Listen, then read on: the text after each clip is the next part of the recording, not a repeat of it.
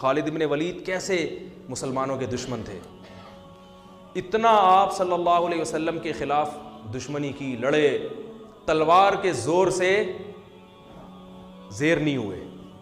آپ صلی اللہ علیہ وسلم جانتے تھے خالد بن ولید بڑا غیرت والا آدمی ہے، 70 صحابہ کو خالد بن ولید نے قتل کروایا ہے غزوہ احد میں، اسلام دشمنی میں، لیکن آپ صلی اللہ علیہ وسلم کی بصیرت دیکھو، یہ نہیں کہ ان کو بس کسی طرح مار دو، انہوں نے 70 افراد کو شہید کروایا، نہ نہ، آپ صلی اللہ علیہ وسلم جانتے تھے غیرت مند ہے تبھی تو لڑ رہا ہے،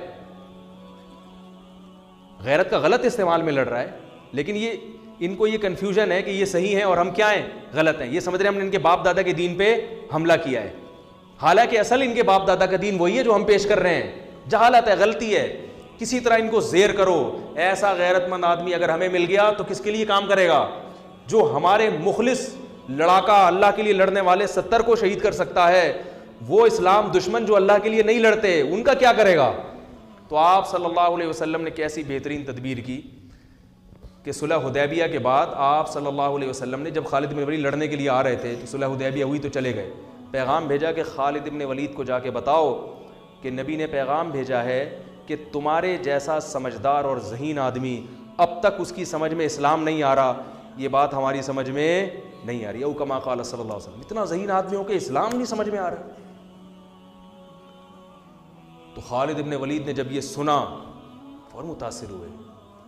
انسان اپنی تعریف سن کے خوش ہوتا ہے، عزت دار لوگ جو ہے نا وہ پیشانی سے پکڑ کے گالیاں دے کے نہیں لین پہ آتے ہیں، وہ عزت دار آدمی آپ اس کو اچھے الفاظ سے دین کی طرف بلاؤ گے تو وہ آ جائے گا۔ قادیانی بھی اگر دین پہ لانا چاہتے ہو نا اور وہ اس میں آپ کو نظر آتا ہے کچھ تو پھر آپ کو اس سے بہت محبت سے بات کرنی پڑے گی، یہ نہیں جا کے ایک صاحب گئے نا ایک قادیانی کو دعوت دینے کے لیے، ارے کتے جیسی تیری شکل ہے، اس طرح کی بات مجھے اچھا نہیں لگ رہا ممبر پہ بات کرنا، کتے جیسی تیری شکل، تو تبلیغ کرنے جا رہا ہے، کیا کرنے جا رہا ہے بھائی، اس کو وہ آئے گا۔ تو خالد بن ولید کا دل کیا ہو گیا؟ نرم، انہوں نے کہا غور کرو، تلوار سے نہیں، آرام سے، لڑائی سے ہمیں زیر، اس کا مطلب بزدل ہم ڈر گئے، نہ، آرام سے۔ تو خالد بن ولید آئے اور اسلام قبول کیا، اور پھر آپ صلی اللہ علیہ وسلم نے کہاں بھیجا ان کو؟ غزوہ موتا میں۔ 3000 کی لڑائی 3 لاکھ سے تھی تقریباً، مجھے پورے اعداد ابھی یاد نہیں ہیں، اور آپ صلی اللہ علیہ وسلم نے ان کو کمانڈر بنا کے نہیں، عام فوجی بنا کے بھیجا۔ 3 صحابہ کو، جن میں جعفر طیار بھی تھے جو نجاشی کے سامنے تقریر کر کے آئے تھے، وہ میں بھی جلدی سے مکمل کر کے بیان ختم کرتا ہوں، ان میں حضرت جعفر طیار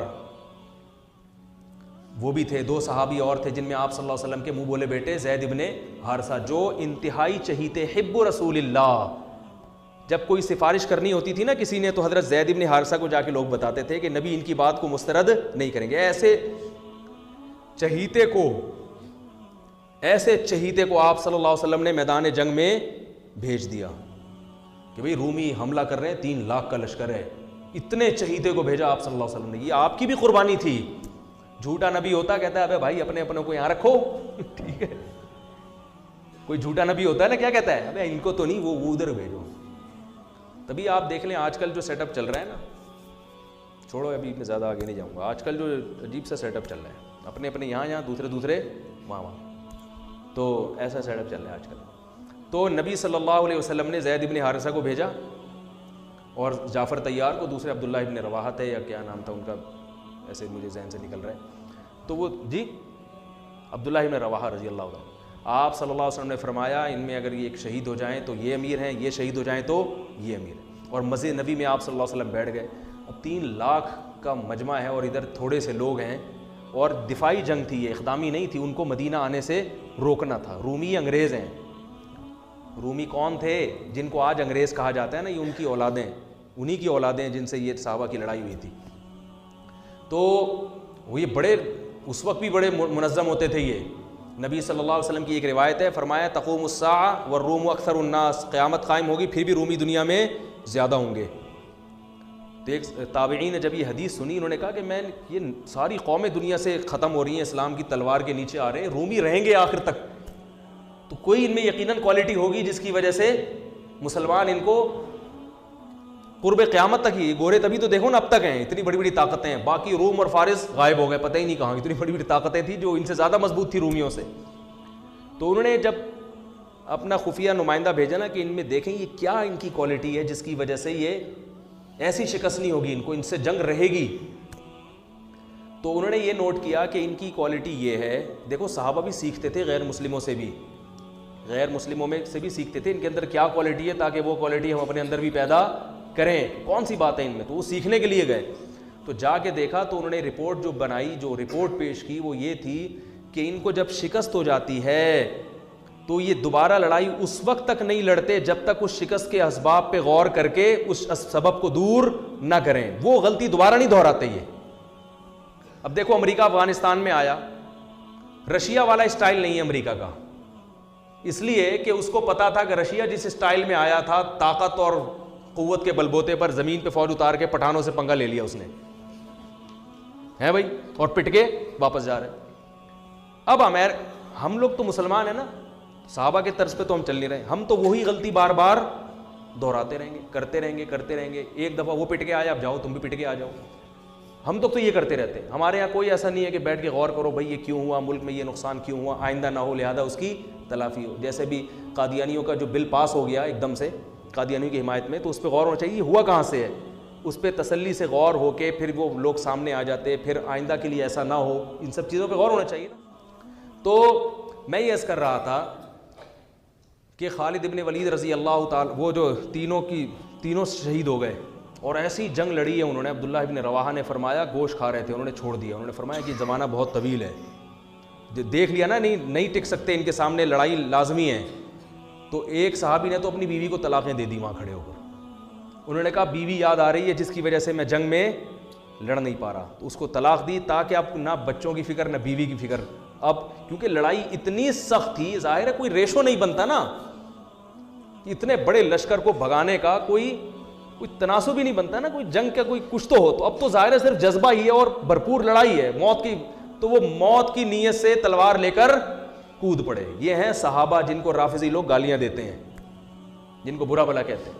تو تلوار لے کر میدان جنگ میں کود پڑے اور شہید ہو گئے. ان کو چانس ہی نہیں تھا. تینوں جب شہید ہو گئے ہیں تو لوگ پریشان ہوئے کہ اب کس کو کمانڈر بنائے.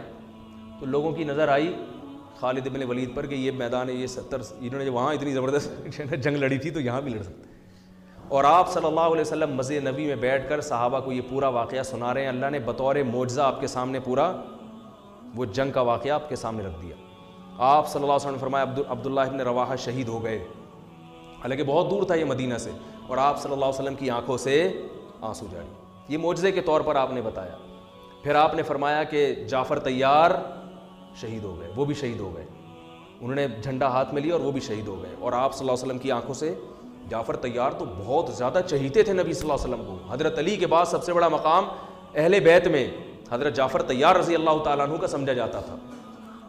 تو آپ صلی اللہ علیہ وسلم نے صحابی کو خبر دی کہ جاؤ ان کی 4 بیویاں ہیں، ان کو جا کے اطلاع دو کہ وہ شہید ہو گئے ہیں. پھر ان کے بچوں کے سر پہ ان کے چھوٹے چھوٹے یتیم بچے تھے حضرت جعفر طیار کے، ان کے سر پہ آپ صلی اللہ علیہ وسلم نے پیار کیا. اور آپ صلی اللہ علیہ وسلم ان بچوں کا پھر بہت خیال کیا کرتے تھے. تو وہ عورتوں کے رونے کی آواز آئی، بڑا دلچسپ واقعہ ہے. پھر آپ صلی اللہ علیہ وسلم نے منع کیا کہ ان عورتوں کو کہو کہ اپنی آوازیں پست کریں، گھر کی 4 دیواری سے آواز ان کی باہر نہ نکلے. بڑے خوبصورت جوان تھے حضرت جعفر طیار اور نبی کے چہیتے تھے. اور غزوہ بدر میں حضرت جعفر طیار کی بڑی قربانیاں تھیں. جب یہ آیا ہے نا کافروں کا لشکر بدر میں سامنے، اور کافروں کے سردار آئے کہ حل میں مبارز کوئی ہے ہم سے لڑنے والا، یعنی پہلے ہم سے لڑے پھر ہم دونوں میں سے کوئی قتل ہوگا تو پھر جنگ شروع ہوگی. ایسے بھی تھے. تو ادھر سے کون آئے؟ پہلے کچھ انصاری صحابی آئے. تو وہ جو ولید ابن عقبہ تھا نا، ولید ابن عتبہ، اس نے کہا نہ ہمیں اپنے جیسا چاہیے. ہمیں کیسا چاہیے؟ قریشی سردار ہونا چاہیے جو میرے مقابلے میں آئے، پھر لڑائی کا مزہ آئے. یہ وہ بہادری ہے جو کس میں تھی؟ بولو نا بھائی، عربوں میں. تو ادھر سے پھر حضرت علی آئے، حضرت جعفر طیار آئے، حضرت حمزہ آئے. ادھر سے بھی 3 آدمی ادھر سے بھی 3. تو اس نے کہا نام اکفاؤنا، ہاں یہ ہیں ہماری قوم کے، ہمارے جیسے شیر ہیں، بہادر ہیں، لڑنا جانتے ہیں، ان سے لڑائی میں مزہ آئے گا. اور پٹ گئے تینوں. تینوں کیا ہو گئے؟ تو ادھر سے حضرت جعفر طیار جب آئے نا تو یہ تو بہادری کی بات ہے نا بھائی. ادھر 313 ادھر 1000، اور لڑائی ایسے شروع ہو رہی ہے کہ دونوں میں سے جب تک ایک زندہ ہے لڑائی شروع نہیں ہوگی. اور اس میں کتنا 50% چانس ہے نا اپنے شہید ہونے کا, اور سامنے سے بھی پتا ہے کہ بہادر ترین آدمی آیا ہے. کمزور ہو تو آدمی کہتا ہے میں جاؤں یار, میں بسم اللہ کروں, بلکہ اس میں بھی نہیں جائے گا, وہ کیا یار پٹ پٹائی نہ جاؤں میں. تو ایسے صحابی تھے جعفر طیار, اور وہ غزوہ موتا میں نبی کے کیسے چچا زاد بھائی شہید ہو گئے. تو آپ صلی اللہ علیہ وسلم کی آنکھوں سے آنسو بہہ رہے ہیں, اور آپ نے فرمایا کہ وہ بھی شہید. پھر آپ کے جو چہیتے حب رسول اللہ, نبی کے چہیتے, حب کا ترجمہ اردو میں کیا ہوگا؟ چہیتا. کہتے ہیں نا بڑا چہیتا ہے, لاڈلا ہے, نبی کے لاڈلے جن کو آپ صلی اللہ علیہ وسلم نے لے کے کئی سال پالا ہے, اتنی محبت دی کہ جب ان کے اصل باپ دادا آئے نا ان کو لے جانے کے لیے, تو انہوں نے کہا نہیں نہیں میں نہیں جاتا, میں ادھر ہی رہوں گا. اتنی محبت ہو گئی تھی. اطلاع آئی کہ وہ بھی شہید ہو گئے.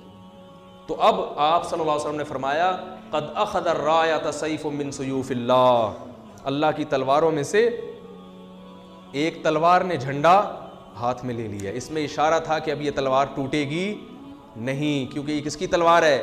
اللہ کی. اسی وجہ سے کہا جاتا ہے کہ خالد ابن ولید, حضرت خالد ابن ولید خود بتاتے ہیں کہ میں گھمسان کی جنگوں میں لڑا ہوں شہادت حاصل کرنے کے لیے, مگر کس پر میری موت واقع ہو رہی ہے؟ بستر پہ رو رہے تھے. فرمایا کوئی ایسی جگہ میں نے چھوڑی نہیں ہے جہاں مجھے شہادت نظر آئی ہو اور میں گھسا نہ ہوں اس میں لڑتے ہوئے, مگر موت کہاں آ رہی ہے؟ بستر پہ. علماء نے اس کی وجہ بیان کی ہے کہ جس کو اللہ کے نبی نے اللہ کی تلوار کہہ دیا ہو تو یہ اشارہ ہے کہ اس کو شہادت نہیں مل سکتی, کیونکہ شہادت کا مطلب کافروں کے ہاتھوں قتل, اور کافر نے اللہ کی تلوار کو توڑ دیا, تو یہ نبی کی بات کیا ہو جاتی؟ غلط. تو حضرت جعفر طیار حضرت خالد ابن ولید فرماتے ہیں کہ ہم نے صبح سے لے کے رات تک لڑائیاں لڑتے رہے ہیں, صبح سے لے کے. اس لیے کہتا ہوں اللہ کے بندوں کچھ ایکسرسائز کیا کرو, خدا کے بندوں. صحابہ کتنا اسٹیمنا چاہیے. میں یہ نہیں کہہ رہا تلواریں چلانے کے لیے ایکسرسائز کریں, پھٹنے کے لیے کریں, اس کے لیے آرمی ہے, فوج ہے. جہاد کرنا ہے, جنگ لڑنی ہے, کس کو جوائن کرو؟ آرمی کو جوائن کرو, ملک کی حفاظت کرو. اپنے ہی لوگوں پہ جا کے پھٹ جانا یہ جہاد بولو نا بھائی نہیں ہے. لیکن یہ تو پتہ چلتا ہے نا کہ جب ملک کو ضرورت ہوئی, جب دین کو ضرورت ہوئی لڑنے کے لیے, مذہب کو ضرورت ہوئی لڑنے کے لیے, تو لڑنے کے لیے کچھ گدے پہ بیٹھ کے لڑائی سیکھو گے کیا؟ اور صحابہ کا اسٹیمنا کتنا تھا. صبح حضرت خالد بن الولید تلوار کتنی بھاری ہوتی کہ آپ اٹھا کے دیکھیں, وہ جو تلواریں تھیں وہ یہ قصائیوں کی چھریاں نہیں ہوتی تھیں, اتنی بھاری بھرکم تلواریں. فرماتے ہیں صبح فجر سے لے کے رات مغرب تک ہم تلواریں چلاتے رہے, اور میرے ہاتھ میں 9 تلواریں ٹوٹی ہیں, 9 تلواریں. اتنے لاکھ مجمع کے ساتھ لڑنا, اور کہتے ہیں میں اتنا قتل کیا ہے بندہ میں نے کہ ان کا اتنا زور تھا, مدینہ ہاتھ سے چلا جاتا صحابہ کے, مدینہ ہاتھ سے چلا, مدینہ کا دفاع تھا یہ. کہہ رہے ہیں اتنی تلوار چلی ہے کہ پھر وہ حضرت خالد بن ولید جوش میں نا اشعار میں وہ پڑھا کرتے تھے. اور تو 9 تلواریں ٹوٹی ہیں, 9 تلواریں چلا چلا کے, تلواروں سے تلواریں مار مار کے ٹوٹی ہیں, پھر دوسری تلوار لیتے تھے. اور کہتے ہیں ہم پھر شاعری میں اپنی بہادری کے واقعہ بیان کرتے تھے کہ ہم نے جنگ کے موقع پر یا اس طرح تحدیث بن نعمت کے طور پر یہ بہادری بیان کرنا غلط نہیں ہے. تو بتاتے تھے ہم نے کھوپڑیوں کے مینار بنا دیے, کیونکہ 3 لاکھ سے مقابلہ اتنا قتل ہوا ہے, پھر وہ دشمن بھاگا ہے وہاں سے.